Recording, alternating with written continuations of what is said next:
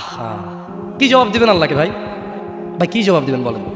দাড়ি চিছে ফেলতেছেন, টাকুর নিচে কাপড় পরতেছেন, একক তো নামাজের ধার ধারতেছেন না, অন্যের মেয়েকে ফুসলিয়ে ফাসলিয়ে কোর্ট ম্যারেজ করে ফেলতেছেন, একটা পারিবারিক ফিতনা ফাসাদের মধ্যে জড়িয়ে যাচ্ছেন, একটা সামাজিক ফিতনা ফাসাদের মধ্যে জড়িয়ে যাচ্ছেন। এরপরে দুঃখ পেয়ে অমুক মেয়েকে 4 জনে মিলে প্রপোজ করে, তারপরে দুঃখ পেয়ে 2 জনে মদ খায়, 3 জনে গাঁজা খায়, 4 জনে আত্মহত্যা করতে যায়। 3 জনের বাঁচানো যায়, একটা আত্মহত্যা তো করে না, কিন্তু জীবন শেষ। পরীক্ষার সময় পড়েনি, ক্লাসের সময় ক্লাসে যায়নি, মাদ্রাসার সময় মাদ্রাসা যায়নি, সলাতের সময় মসজিদে আসেনি, এভাবে তার জীবন যৌবন সব শেষ করে দেয়। আল্লাহ এই জন্য বলছে ফাআন্না তুসহারুন, ও নবী এদেরকে বলেন তবু কি তোমরা মাতাল থাকবা? জানো জমিনের মালিক আল্লাহ, জানো জীবনের মালিক আল্লাহ, জানো বিচারের মালিক আল্লাহ, জানো জমিনে যা আছে আল্লাহর, জানো আল্লাহই আশ্রয়দাতা, আল্লাহর বিপক্ষে কোনো আশ্রয়দাতা নাই, তবু কি তোমরা মাতাল থাকবে? এটা আল্লাহ বলছেন। শুনুন যুবক, তোমাকে বলি, চাচা আপনাকেও বলি, হোক সেটা আল্লাহর নবীর নামে গান, বাদ্যযন্ত্র হারাম। বাদ্যযন্ত্র কি হারাম? একটু মনোযোগ দিয়ে শুনবেন, বলে কথা শেষ করে চলে যাবেন ইনশাআল্লাহ। কারা কারা আছেন আজকে থেকে মিউজিক বন্ধ করবেন? হাত তুলিয়ে না, দরকার নাই। আমি কারো ওয়াদা নিতে আসি নাই। আমি কি চকিদার কারো? আপনি কার বান্দা? ক্ষমাকারীকে? গুনাহ দেওয়ার মালিককে? জান্নাতের মালিককে? জাহান্নামের মালিককে? তা আমি তো আপনার গুনাহও দিতে পারবো না, আপনাকে নেকিও দিতে পারবো না, হাত তুলে লাভ আছে এখানে? অনুরোধ করি যুবক, প্লিজ যুবক, হৃদয়টাকে মেরে ফেলিও না। তুমি দেখো না, তোমার বয়স 22, 10 বছর বয়সে মা বলেছে স্কুলে যা, মাদ্রাসা যা, মানুষ হবি, ভবিষ্যৎ ভালো হবে। তুমি শোনোনি ক্রিকেট, ফুটবল, সিনেমা, নাটক, কোথায় বিয়ে, কোথায় গায়ে হলুদ, গান বাজনা বাজিয়ে তোমার জীবন কাটাই দিছো। যুবক দেখো, 22 বছর বয়সে তুমি মূর্খ। তোমার পাশের বন্ধু পাইলট স্কুলে পড়ে, হ্যাঁ 10টা টিউশনি পড়ায়, 30,000 টাকাও কামায়। হ্যাঁ তুমি যাকে বিয়ের প্রস্তাব দিচ্ছ কেউ রাজি নাই, ওর জন্য 5টা ঘর আসে, ওর মা বলছে এখনো ছোট, আরো পড়াশোনা করুক, আর তুমি বিয়ের জন্য হন্য হয়ে খুঁজতেছো। কোনো রিক্সাওয়ালাও তোমাকে মেয়ে দিতে রাজি? তুমি দেখো 10 বছর 15 বছর বয়সে যদি মায়ের ওই কথা মেনে নিতা, তাহলে তুমি আজকে উপকৃত থাকতা। আমি জামশেদ মজুমদার 27 বছর বয়সে এসে তোমাকে বলছি তুমি গান বাজনা ছেড়ে দাও। ইনশাআল্লাহ 60 বছর পরে মারা গেলে, 30 বছর পরে মারা গেলে, 70 বছর পরে মারা গেলে ওই উপকৃত হবা। আর তা না হলে এই গান বাজনার সাথে তুমি তোমাকে ধ্বংস করে দিচ্ছ। যেদিন নিঃশ্বাস বন্ধ হয়ে যাবে সেদিন হলেও বুঝবা। বুঝতে তোমাকে হবেই, জমিনের উপরে বোঝো অথবা জমিনের নিচে বোঝো, বুঝতে তুমি হবে।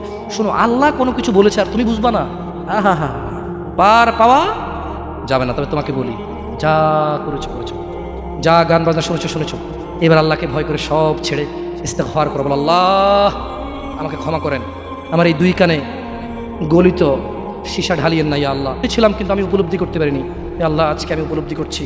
আল্লাহ আমি আর কখনো বাদ্যযন্ত্র দিয়ে নিজেকে আনন্দিত করব না। এই হারাম যা আপনার এত আপনাকে রাগান্বিত করে, আমি আর কোনোদিন এই হারাম দিয়ে নিজেকে আনন্দিত করব না। আমি অনুরোধ করব, চিটাগং শহরে থাকি, বেশি দিন হয় না, তবে কারো বিয়ে হলে আর 2 দিনও ঘুম হয় না, এত পরিমাণ গান বাজনা বাজায়, আল্লাহি হৃদয় ভেঙে যায়। আল্লাহর কসম, কী দিয়ে বুঝে আপনাকে? মন চায় মারামারি করি, মন চায় গালাগালি করি, মন চায় ঝগড়া করি, মন চায় ওর বিয়ে ভেঙে দেই, মন চায় নিজে পুলিশের ওসি হয়ে ওদের সবগুলো বন্ধ করি, মন চায় রাজনৈতিক নেতা হয়ে লাঠিছোড়া নিয়ে এদেরকে পেটানো শুরু করি, মন চায় আল্লাহর থেকে অনুমতি আসুক, ওহি বন্ধ হয়ে গেছে, মন চায় আল্লাহ তুমি ওহি পাঠাও, একটাকে গলায় পাড়া দেয় কতক্ষণ, মন চায় নিজেকে যদি অনেক জ্ঞানী অনেক কিছু হতাম, কোথাও গিয়ে যদি বলতাম গান বন্ধ করো, যদি বন্ধ করে দিত, যদি এমন কিছু হতাম, কত কিছু যে মন চায়। তোমার বিবাহ তুমি রামশ্যাম যদুমধুর মতো করে ফেলেছো। যুবক তুমি কেন কবুল পড়ে বিয়ে পড়ো? আমার তো বুঝে আসে না। বাবা আপনি কেন আপনার ছেলেকে কবুল পড়িয়ে বিয়ে দিচ্ছেন? আমার বুঝে আসে না। ভাই আপনি কেন আপনার মেয়েকে কবুল পড়িয়ে বিয়ে দিচ্ছেন? আমার বুঝে আসে না। আপনার মেয়ে হলুদ কাপড় পরে, মাথার মধ্যে খোপা দেয়, 3 জনে এসে দুধ খাওয়ায়, 4 জনে কোলে নিয়ে নেয়, 6 জনে গান বাজায়, 10 জনে এসে হলুদ মাখে, শুধু বুঝি মৌলবি দিয়ে কবুল পড়ালে বুঝি মুসলিমের বিয়ে হয়? শুনুন, আপনার নবী মুহাম্মদুর রাসূলুল্লাহ সাল্লাল্লাহু আলাইহি ওয়াসাল্লাম কবুলের পদ্ধতি দিয়ে গেছেন, তাই কবুল পড়ায় মুসলমানের বিয়ে মনে করেন না। কিন্তু বাকি যেগুলো করেন এগুলো কার পদ্ধতি? কার? মিথ্যা কথা বলবেন না। হুজুর ডেকে খুতবা পড়ে কবুল পড়ে বিয়ে কার পদ্ধতি? আল্লাহ নবীর। এই গান কার পদ্ধতি? কেন করতেছেন? ওটা তো আপনার বিয়ের অংশ, বিয়ে না হলে তো বাজাতেন না। বিয়েকে কেন্দ্র করে যেমন কবুল বলছেন, বিয়েকে কেন্দ্র করে তো গানটা বাজাচ্ছেন। কয়জন নবীর উম্মত আপনি? আপনার নবীর নাম কি? আই এম আস্কিং ইউ, আপনার নবীর নাম কি? আমার নবীর নাম মুহাম্মদ রাসূলুল্লাহ সাল্লাল্লাহু আলাইহি ওয়াসাল্লাম। Who is the messenger of Allah for you? আপনার জন্য আল্লাহর নবী কে? কোন নবীর সুন্নাত পালন করলেন গান বাজিয়ে? আপনার জন্য আমার বিল্ডিংটা ভেঙে পড়বে, ওরা রাখে ছাড়বো না। আল্লাহ তুমি আমার ভাইদেরকে হিদায়াত দাও ইয়া আল্লাহ, ছাড়বো না। এই যে ভূমিকম্প হলো আপনার গান বাজনা বাজানোর কারণে। মুহাম্মদ সাল্লাল্লাহু আলাইহি ওয়াসাল্লাম কি মিথ্যা কথা বলে? কারা কারা হাত তোলেন তো যে মুহাম্মদ সাল্লাল্লাহু আলাইহি ওয়াসাল্লাম জানে না, মুহাম্মদ সাল্লাল্লাহু আলাইহি ওয়াসাল্লাম জানে না, এরকম কারা কারা স্বীকার করে? আল্লাহ নবী বলেছে, যখন বাদ্যযন্ত্র বেড়ে যাবে, গায়িকারা সম্মুখে এসে নাচবে, তুমি অপেক্ষা করো, পাহাড়গুলো কেঁপে উঠবে, পৃথিবীটা নড়ে উঠবে। জালজালা ইযা যুলজিলাতিল আরদু জিলজালাহা, যখন পৃথিবী প্রবল কম্পনে প্রকম্পিত হবে। ওয়া খরাজাতিল আরদু আসকালাহা, যখন এই মাটি তার ভিতরে যা আছে একদম লাথি মেরে বের করে দেবে, লাশ হোক আর যাই হোক, মাটি বলবে যে বের হও, বের হও আমার থেকে, বের হও, আমি তোর আর কাউকে রাখবো না। ওয়াকাল আল ইনসান, মানুষ বলবে মালাহা মালাহা, পৃথিবীটা কি হলো, এই মাটির কি হলো, কেন সে কবরগুলো লাশগুলো বের করে দিচ্ছে, কেন সে স্বর্ণ মতি হীরা মানিক বের করে দিচ্ছে, মালাহা, এর কি হলো, কেন পাহাড় নড়ে উঠছে, কেন পাহাড় ভেঙে চূর্ণ বিচূর্ণ হয়ে যাচ্ছে। মানুষ বলবে মালাহা, পৃথিবীর কি হলো, বিআন্না রাব্বাকা আওহালাহা, পৃথিবী এটা করবে, বিআন্না রাব্বাক, কারণ তোমার প্রতিপালক আওহালাহা পৃথিবীকে আদেশ করেছে। আপনি গান শোনেন, আমি শুনি না, আপনি গান বাজান, আমি বাজাই না। যখন চিটাগং নড়ে উঠলো ভূমিকম্পে, আপনার বাড়ির সাথে আমার বাড়িটা উঠছে। বন্ধ করেন এই জুলুম আমাদের উপর, আল্লাহর দিকে তাকিয়ে বন্ধ করেন, আল্লাহর দিকে তাকিয়ে বন্ধ করেন। আপনার বাড়িটা যদি ভেঙে ফেলার ইচ্ছা, বুলডোজারে ভেঙে ফেলেন, কেউ ধরবে? কেউ জিজ্ঞেস করবে আপনাকে? আপনি গান বাজনা শুনে ভাবে পৃথিবীতে বিপর্যয় নিয়ে আসতেছেন। ইত্তাকিল্লাহ হাক্কা তুকাতিহ, আল্লাহকে ভয় করেন যেভাবে ভয় করা উচিত। ইয়া শিবাব, আহলুল মুনাফিক, নামধারী কিছু মুসলমান, এদের ফাঁদে পা দিও না।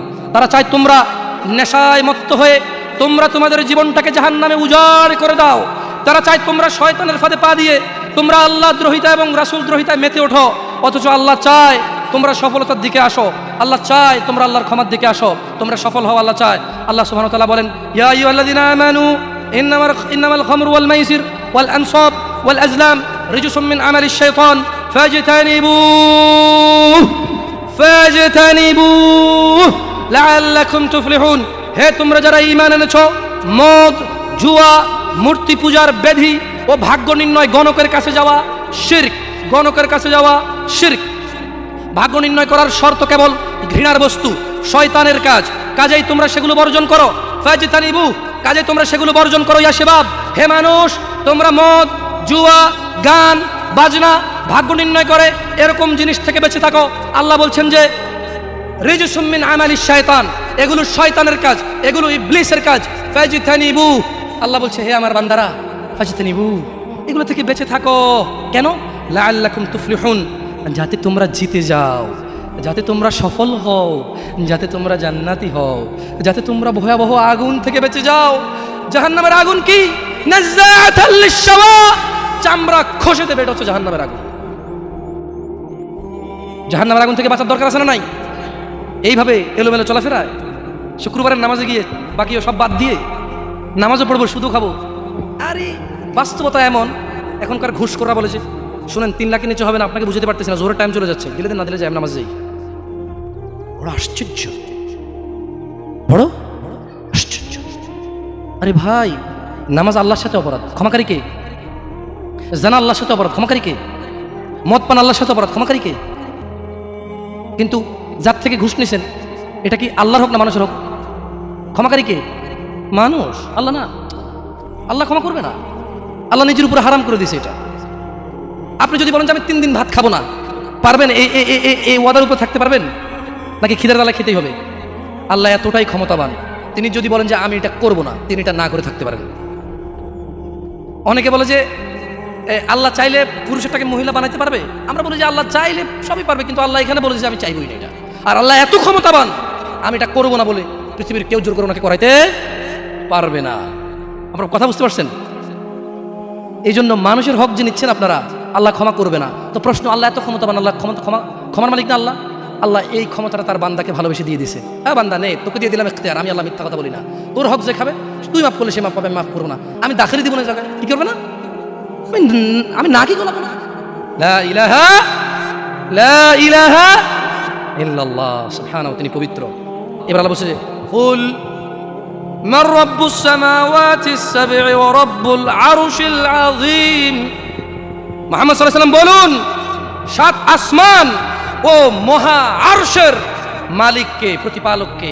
সায়াকুলুনা লিল্লাহ, তারা বলবে আল্লাহ।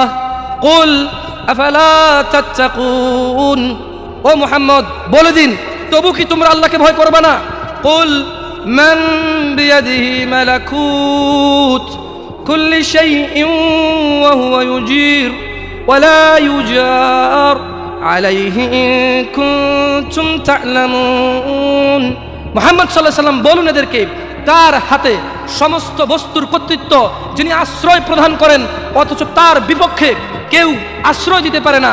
যদি তোমরা জানো বলো এই সব কিছুর মালিককে, বলো কে মানুষকে বিপদ থেকে আশ্রয় দেয় অথচ কেউ আল্লাহর বিপক্ষে গিয়ে কাউকে আশ্রয় দিতে পারে না।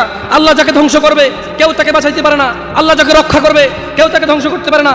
আল্লাহ বললেন, ও মুহাম্মদ সাল্লাল্লাহু আলাইহি ওয়াসাল্লাম, এদেরকে জিজ্ঞেস করুন কে সে যে এদের সবাইকে আশ্রয় দেয় অথচ আমি যার বিরুদ্ধে চলে যাব, আমি যে জাতিকে উল্টে দেব, আমি যে জাতিকে পাল্টে দেব, আমি যে জাতিকে নিমিষেই একেবারে চূর্ণ বিচূর্ণ করে দেব, আমার বিপক্ষে আর কেউ আশ্রয় দিতে পারবে না।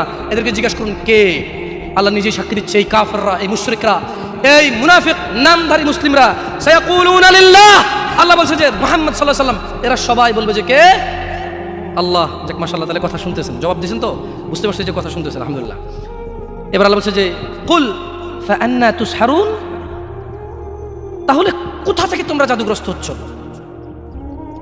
আল্লাহ প্রশ্ন করতেছে, তুমি তো জানো আসমান জমিনের মালিক কে, জমির মধ্যে যা কিছু আছে মালিক কে, আশ্রয়দাতা কে।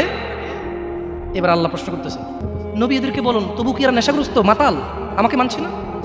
আজান হয়, হাইয়া আলাস সালাহ, সালাতের দিকে আসো, হাইয়া আলাল ফালাহ, কামিয়াবির দিকে আসো, আল্লাহু আকবার আল্লাহু আকবার, আল্লাহ বড়, ওই টেলিভিশন দেখে, আল্লাহ বলছে আল্লাহু আকবার, আল্লাহ বড়, ও ক্রিকেট খেলে, আল্লাহু আকবার, মুয়াজ্জিন ঘোষণা দেয় আল্লাহ বড়, সে বসে বসে গল্প গুজব করে, আল্লাহু আকবার, আল্লাহ বড়, অথচ মহিলা রান্না বান্না করে, আল্লাহু আকবার, রিক্সা ড্রাইভার রিক্সা চালায়, আল্লাহু আকবার, আল্লাহ বড়, প্যাসেঞ্জার তার রিক্সায় বসে থাকে, আল্লাহু আকবার, বাসের ড্রাইভার পিশাব পায়খানা ধরলে দাঁড়ায়, আল্লাহু আকবার শব্দে দাঁড়ায় না, সিএনজি ড্রাইভার পিশাব পায়খানা ধরলে দাঁড়ায়, আল্লাহু আকবার দাঁড়ায় না। আল্লাহ এটা বলতেছে যে কুল ফাআন্না তুসহারুন, তবু কি তোমরা মাতাল হয়ে থাকবা? তারা চায় তোমরা গান বাজনায় মেতে থাকো, অথচ আল্লাহ সুবহানাহু ওয়া তাআলা সূরা লুকমানে বলেন, ওয়ামিনান নাসি মান ইয়াশতারি লাহওয়াল হাদিসি লিয়ুদিল্লা আন সাবিলিল্লাহি বিগাইরি ইলম ওয়া ইয়াত্তাখিযাহা হুজওয়া উলাইকা লাহুম আযাবুম মুহিন। আর মানুষদের মধ্যে কেউ কেউ আল্লাহর পথ থেকে বিচ্যুত করার জন্য অসার অপ্রয়োজনীয় গান বাজনা কিনে নেয় তাদের জ্ঞান ছাড়াই, এবং আল্লাহর দেখানো পথ নিয়ে ঠাট্টা বিদ্রুপ করে, তাদের জন্য রয়েছে অবমাননাকর শাস্তি। রাসূলুল্লাহ সাল্লাল্লাহু আলাইহি ওয়াসাল্লাম বলেন, আমার উম্মতের কিছু লোক মদের নাম পাল্টিয়ে তা পান করবে, তাদের সামনে গায়িকারা বিভিন্ন বাদ্যযন্ত্র সহকারে গান করবে, আল্লাহ তাআলা তাদেরকে মাটির নিচে বিলীন করে দেবেন, আল্লাহ তাআলা তাদেরকে মাটি চাপা দিয়ে মেরে ফেলবেন, আল্লাহ তাআলা তাদেরকে ভূমিকম্পে একেবারে চূর্ণ বিচূর্ণ করে রেখে দেবেন, তাদেরকে বিলীন, তাদের খোঁজ খবর, তাদের অস্তিত্ব কেউ খুঁজে পাবে না, এবং কিছু লোকের আকৃতি আকার বিকৃতি নষ্ট করে দেবেন। রাসূলুল্লাহ সাল্লাল্লাহু আলাইহি ওয়াসাল্লাম বলেন, বানর শুকরের মতো পরিণত করে দেবেন। ইয়া শাবাব ইত্তাকিল্লাহ, আল্লাহকে ভয় করো তোমরা, তোমরা কখনোই গান বাজনায় মেতে থাকিও না। ইয়া শাবাব ইত্তাকিল্লাহ, গান বাজনা তোমার হৃদয়কে মেরে ফেলবে। চাচা, যতই আল্লাহ নবীর নামে গান হোক, যতই কোনো বাবার নামে গান হোক, যেই গানে বাদ্যযন্ত্র আছে, মনে রাখবেন ওই গান আপনার হৃদয়কে হত্যা করতে আসছে, ওই গান আপনাকে, ওই মিউজিক বাদ্যযন্ত্র আপনাকে জাহান্নামে নিতে আসছে। শুনুন, আপনার হৃদয়ের খোরাক আল্লাহ সুবহানাহু ওয়া তাআলা সূরা আনফালে বলছেন, আউযু বিল্লাহি মিনাশ শাইতানির রাজীম, আউযু বিল্লাহি মিনাশ শাইতানির রাজীম, বিসমিল্লাহির রহমানির রহিম, ইন্নামাল মুমিনুনা আল্লাযীনা ইযা যুকিরাল্লাহ ওয়াজিলাত কুলুবুহুম ওয়াজিলাত কুলুবুহুম ইযা যুকিরাল্লাহ ইযা যুকিরাল্লাহ ওয়াজিলাত কুলুবুহুম ইযা যুকিরাল্লাহ, নিশ্চয় যারা আল্লাহর প্রতি ঈমান এনেছে, ইযা যুকিরাল্লাহ, তাদের সামনে যখন আল্লাহর নাম নেওয়া হয়, ওয়াজিলাত কুলুবুহুম, তাদের হৃদয় শান্তি খুঁজে পায়, ওয়া ইযা তুলিয়াত আলাইহিম আয়াতুহু যাদাতহুম ঈমানা ওয়া আলা রাব্বিহিম ইয়াতাওয়াক্কালুন, আর তাদের সামনে যখন আল্লাহর কোরআনের তেলাওয়াত করা হয়, তাদের ঈমান, তাদের আল্লাহ ভীরুতা, আল্লাহর উপর ভরসা, আল্লাহর অনুগত্য, হারাম হালালের বাদ বিচার, হারাম হালালের পার্থক্য তাদের বেড়ে যায়। কি শুনলে? কি শুনলে? কোরআন। আর যদি বাদ্যযন্ত্রের সাথে আপনারা একাকার হয়ে যান, আল্লাহ সুবহানাহু ওয়া তাআলা বলছে ভূগর্ভে মাটির নিচে বিলীন করে দেবে, চেহারা করে দেবে শুকর বানরের চাইতেও খারাপ। রাসূলুল্লাহ সাল্লাল্লাহু আলাইহি সাল্লাম বলেন, যে ব্যক্তি দুনিয়াতে মদ পান করবে যে ব্যক্তি দুনিয়াতে মদ পান করবে ও তওবা করবে না, সে আখিরাতে তা থেকে বঞ্চিত থাকবে। দেখুন দিনী ভাইয়েরা, জানা ব্যভিচার এত পরিমাণ বেড়েছে, হে মুসলমান, হে মানুষ, মুনাফিকের ফাঁদে পা দিও না। তারা চায় তোমরা বেহায়াপনা, নির্লজ্জতা, নোংরামো, অশ্লীল চরিত্রকে আপন করে নাও, যা তোমাদের দুনিয়া ও আখিরাতকে সম্পূর্ণ ধ্বংস করে দিবে, যা তোমার নিজের ও তোমার ভবিষ্যৎ প্রজন্মের দুনিয়া ও আখিরাত অন্ধকার করে দেবে। এই ব্যাপারে আল্লাহ সুবহানাহু ওয়া তাআলা সূরা আল ইসরা বলছেন, ওয়ালা তাকরাবুজ জিনা, তোমরা জানার কাছেও যেও না, ইন্নাহু কানা ফাহিশাতাও ওয়া সাআ সাবিলা, নিশ্চয়ই এই জানা ব্যভিচার, নিশ্চয়ই এই জানা ব্যভিচার, নিশ্চয়ই এই জানা ব্যভিচার অশ্লীল, অশ্লীল, অশ্লীল, অশ্লীল, নিকৃষ্ট, নিকৃষ্ট, নিকৃষ্ট আচরণ। রাসূলুল্লাহ সাল্লাল্লাহু আলাইহি সাল্লাম বলেন, জানাকারী ব্যক্তি যখন সে জানা করে ওই সময় তার ঈমান থাকে না। চোর যখন চুরি করে ওই সময় সে মুমিন থাকে না। মদখোর, নেশাগ্রস্ত লোক যখন সে নেশা করে ওই সময় তার ঈমান থাকে না। চিন্তা করে দেখেন তো, মদ খাওয়া অবস্থা মারা গেলে কি হয়ে মরলেন বলেন তো? যতই হজ করেন কি হয়ে মরলেন? হজ করতে কে বলছে? আল্লাহ। হজ করতে কে বলছে? মুহাম্মদ সাল্লাল্লাহু আলাইহি সাল্লাম। নামাজ পড়তে কে বলছে? আল্লাহ। নামাজ পড়তে কে বলছে? মুহাম্মদ সাল্লাল্লাহু আলাইহি সাল্লাম। ওই একই মুহাম্মদ সাল্লাল্লাহু আলাইহি সাল্লাম বলছে, চোর চুরি করার সময়, মদখোর মদ খাওয়ার সময়, জানাকারী ব্যক্তি যতক্ষণ ওই মহিলার সাথে থাকে এর ঈমান কি? বলেন কতদিন বাঁচবেন? কে আছেন বলতে পারেন? আবারও পাইলাম না। আমি ভাবছি এতক্ষণ ওয়াজ শোনার পর একটু সাহস হবে, বলবো যে আমি এতদিন বাঁচবো। তো যে জানা করতে গেলেন তার মানে গ্যারান্টি আছে যে যা জানাটা না করে চলে আসবো, তারপরে মরবো তওবা করে? না, এরকমই তো কিছু নাকি? আল্লাহ আমাদেরকে বুঝার তৌফিক দান করুন। দেখুন দিনী ভাইরা, আল্লাহ সুবহানাহু ওয়া তাআলা বলছে যে নিশ্চয়ই তোমাদের ধন সম্পদ ও তোমাদের ছেলে সন্তান তোমাদের জন্য পরীক্ষা এবং তোমাদের শত্রু। কিছু কিছু ক্ষেত্রে ছেলে সন্তানের ধন সম্পদ কি? শত্রু। যে এই ছেলের জন্যই তো রেপ করে আসছে, আপনি বলছেন যে না আমার ছেলে নির্দোষ। 5 লাখ টাকা উকিলকে দিয়েছেন, 10 লাখ টাকা অমুককে দিয়েছেন, 3 লাখ টাকা অমুককে দিয়ে একটা মেয়ের জীবন নষ্ট হয়ে গেল, আপনি পরোয়াই করেননি। কার জন্য এটা করেছেন বলেন তো? আপনার নিজের জানা করার কারণে নাকি ছেলে? নিজের জন্য না ছেলের জন্য? হ্যাঁ, তো বলেন এই ছেলে কি শত্রু না মিত্র? এই ছেলে এই যে আপনি একটা অন্যায়কে সাপোর্ট করে গেলেন, যদি আল্লাহ আপনাকে জিজ্ঞেস করে আপনার বাচ্চা আছে, এই অন্যায়টা আপনি কার জন্য করছেন? কার জন্য? তাহলে এই ছেলেকে শত্রু না বন্ধু? এই জন্যই দিনী ভাইয়েরা, কি আপনার মনে কষ্ট নিচ্ছেন যে আমাদেরকে গালি দিয়ে গেল? ওয়াল্লাহি ওয়াল্লাহি ভুল বুঝিয়েন না। আমি এই কথাগুলো বলে বোঝাতে চাচ্ছি, আপনি যে নামাজ পড়েন না এটা ছাড়া বিকল্প নাই। আমি বলি না যে আপনি খারাপ জাহান্নামে চলে যাবেন, না। আপনার মালিক কে? তিনি যদি আপনাকে জান্নাত দেয় ক্ষমা করে, কেউ ঠেকাইতে পারবে? কিন্তু মনে রাখবেন, তিনি মিথ্যা কথা বলেন না। তিনি বলে দিয়েছে তিনি কাদেরকে জান্নাত দেবে। উনি পৃথিবী পরিচালনা করেন একটা নিয়ম শৃঙ্খলা। কিভাবে? একটা নিয়ম শৃঙ্খলা। বুঝে আসছে না? আসে নাকি? যাই হোক, ইবনে আব্বাস রাদিয়াল্লাহু আনহুমার বর্ণনায় রাসূল সাল্লাল্লাহু আলাইহি সাল্লাম বলেন, আল্লাহ তাআলা মদ, জুয়া, তবলা, সারেঙ্গি হারাম করেছেন। তিনি আরও বলেন, নেশাগ্রস্ত করে এমন প্রত্যেক বস্তু হারাম। মুসনাদে আহমদ ও আবু দাউদ এসেছে। এছাড়াও বহু প্রমাণ ও নির্ভরযোগ্য হাদিস রয়েছে যাতে গান, বাদ্যযন্ত্র হারাম ও নাজায়েজ বলা হয়েছে। এই ব্যাপারে বিশেষ সতর্কবাণী রয়েছে ও কঠিন শাস্তির ঘোষণা করা হয়েছে। রাসূলুল্লাহ সাল্লাল্লাহু আলাইহি সাল্লাম বলেছেন, আমার উম্মতের মধ্যে এমন সম্প্রদায় হবে যারা জেনা, ব্যভিচার, রেশমি কাপড় ব্যবহার, মদ, পান ও গান, বাদ্যকে হালাল করবে। আপনি আপনি আপনি খেয়াল করে দেখেন, আল্লাহ নবী ভবিষ্যৎবাণী দিয়ে গেছে যে আমার উম্মতের মধ্যে এমন কিছু লোক বের হবে যারা দাঁড়িয়ে থাকবে, 60 বছর বয়স হবে, মসজিদের সভাপতি হবে, স্কুলের সভাপতি হবে, অথবা কোনো পতিই হইল না, কারো পতি হইল না, এমনি মানুষ ভিক্ষা করে হলো বিয়ে করে গান বাজার ব্যবস্থা করবে। ভিক্ষা করে হলো গান বাজার কি করবে? ব্যবস্থা করবে। না, নাহলে তাকে বিয়ে হচ্ছে না। নাহলে কি হচ্ছে না? বিয়ে হচ্ছে না। ওয়াল্লাহি যত পোলা তার বিয়েতে গান বাজা, বাবা জীবিত, এই বাবা দায়ী। যদি ওই বাবা বিয়েতে উপস্থিত থাকে, বাবা ছেলেকে ডাইরেক্ট বলবে, শোনো, তোমার যৌবন আছে, তোমার ইনকাম আছে, তোমার ক্ষমতা, তুমি গান বাজনা বাজাবা। আমি বাবাকে আল্লাহ ক্ষমতা দিছে, আল্লাহকে আমি রাজি থাকবো না, তোমার বিয়ে হবে না। মেয়েকে বলবেন তোর বিয়ে হবে না, তুই গায়ে হলুদে যাবি। মানে আমি খালি এখান থেকে সরে যাই আর বলবো যে এইটা আমি বিয়েতে থাকবো না, এই বিয়ে হারাম, গান বাজনা বাজতেছে, গায়ে হলুদ হচ্ছে, আমি বিয়েতে থাকবো না, এটা আল্লাহ আমার পাওয়ার দিচ্ছে। তুই মক্কার ইমামে যদি বিয়ে পড়াস আর আমি রাজি না থাকি, তোর বিয়ে হারাম। বুঝাচ্ছে না? আসে নাই? পোলাই যদি মাইয়ে যদি নিজের পাওয়ার ইস্তেমাল করে, আপনিও নিজের পাওয়ার ইস্তেমাল করেন।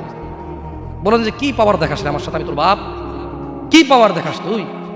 তুই আমাকে জাহান্নামে নিয়ে যাবি? নো, ফেরাউন পারেনি, নমরুদ পারেনি, আবু জাহেল পারেনি, আবু লাহাব পারেনি। তুই আমার জন্মের ছেলে, তুই এমন কাজ করবি আমাকে জাহান্নামে নিয়ে যাবি? না, আমি তোর সাথে একমত না, এই কাজে আমি নাই। এই কাজে আমি বলতে পারবেন? বলতে পারবেন? দেখুন, বলতে পারেন আর না পারেন, এখানে স্বীকৃতি দেন আর না দেন, বলা উচিত। যাই হোক, দেখুন অনেক কথা বলেছি, হয়তো এই বয়সে অনেক কথা আমার মুখে মানায়ও না। আসলে সব কিছুর তো একটা বয়স আছে। ছোট মানুষ যদি বুড়া পাকনা পাকনা কথা বলি, মুরব্বীদের গায়ে এমনি লাগবে, পাকনা পাকনা কথা বলে, বয়স কত রে তোর, কি বুঝতে দুনিয়ার, ঠিক না? তবু আমি আপনাদেরকে বলি একটা কথা, আপনারা আমার কোনো কথায় মনে কষ্ট নেবেন না, আমার হাত পা নড়ে চড়ে একটু বেশি, তো এই জন্য আপনারা অহংকার নিয়েন না। আমি সৌদি আরবে বড় হয়েছি, কি বলবো জানি না, অনেকেই মাইন্ড করেন, আমার এটা নড়ে যায়, কিচ্ছু করার নেই, আমি এইভাবে ধরে রাখি অনেকক্ষণ, এইভাবে ধরে রাখি অনেকক্ষণ, কিন্তু আবার চলে আসে আমার হাত, বুঝছেন? তো আপনারা অহংকার দৃষ্টিতে দেখিয়েন না, এটা আমার অভ্যাস। খায়ের ইনশাল্লাহ, আশা করি আপনারা বুঝবেন, সবাই এখানে বুদ্ধিমান মানুষ। আমি এতক্ষণ থেকে আপনাদেরকে কিছু নসিহত করেছি, আপনাদেরকে বলে রাখি, আপনি, শুধু আপনি না, এই পৃথিবীতে যত মানুষ আর জিন আছে সব যদি একসাথে হয়ে ফন্দি করে যুক্তি সলা পরামর্শ করে আল্লাহ দ্রোহিতা, আল্লাহ বিরোধী কাজ করে, আল্লাহর কিছুই যায়, জোরে বলেন তো, আল্লাহর কিছুই যায়। এই পুরো পৃথিবীর মানুষ এবং জিন সবাই যদি একসাথে কোনো গুনাহ না করে, শুধুই আল্লাহর অনুগত্য করে, আল্লাহর যেই ক্ষমতা, আল্লাহর যেই মহত্ব, কিছুই বাড়বে, কিছুই বাড়াইতে, কিছুই কমাইতে পারবেন না। আপনাকে একটা কথা বলি, নিজেকে বেশি অপরাধী মনে করিয়েন না। আপনি এত ভালো আল্লাহ পেয়েছেন, আপনি এত ভালো রব পেয়েছেন। বনি ইসরায়েলের একজন লোক 99 জন লোককে হত্যা করলো, তারপর সে চিন্তা করলো আমার ভালো হওয়া উচিত, ক্ষমা পাওয়া উচিত, জাহান্নামের আগুন থেকে মুক্তি পাওয়া উচিত। বাবা, আমি এই জাহান্নাম সহ্য করতে পারবো না, কিভাবে আমি জাহান্নাম থেকে বাঁচবো?